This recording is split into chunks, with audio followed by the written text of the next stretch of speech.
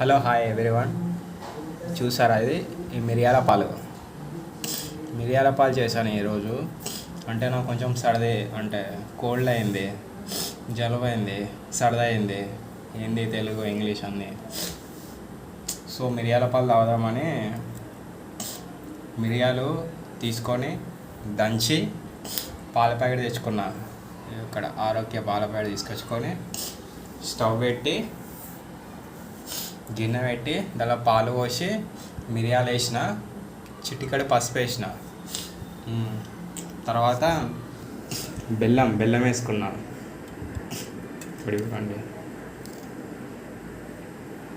బెల్లం వేసుకున్నా.